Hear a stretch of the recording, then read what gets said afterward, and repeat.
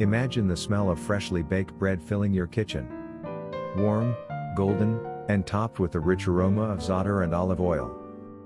Today, we're making one of the most beloved Mediterranean classics, Zaatar Manakeesh. Soft flatbread, crispy edges, and that irresistible herby topping. And the best part? It's incredibly easy to make from scratch with just a few simple ingredients. Let's get started. First, prepare the dough. In a large mixing bowl, add 1 tablespoon of instant yeast into 1 cup of warm water.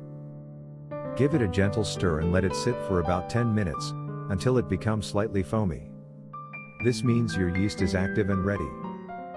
Now add 1 teaspoon salt, 1 teaspoon sugar, and 2 tablespoons olive oil.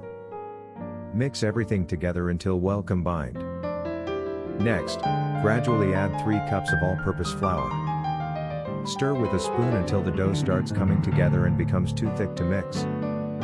Now transfer it to a lightly floured surface. And knead it by hand. Knead until you get a smooth, soft dough that forms a tight ball. Place the dough into an oiled bowl, cover it with a towel or plastic wrap, and let it rest for 45 to 60 minutes, until it doubles in size. Now, make the za'atar spread.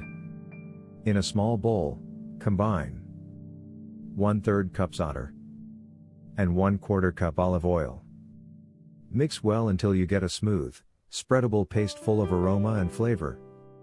Time to assemble and bake. Preheat your oven to 450 degrees Fahrenheit or 230 degrees Celsius. Divide your dough into 6 to 8 equal pieces, depending on your preferred size. Take each piece and gently press it into a round flat disc, about 1/4 inch thick. Now spread 1 to 2 tablespoons of za'atar mixture over each piece, using the back of a spoon to spread it evenly all the way to the edges. Place them on a baking tray lined with parchment paper. Bake to perfection. Bake in the preheated oven for 10 to 12 minutes, until the edges turn light golden and the dough puffs slightly. And just like that, your kitchen is filled with the smell of warm, freshly baked manakeesh. Serve and enjoy. Serve it warm. Maybe with some fresh vegetables, cheese, or even alongside tea for a perfect breakfast or snack. Soft, fragrant, and full of Middle Eastern flavor.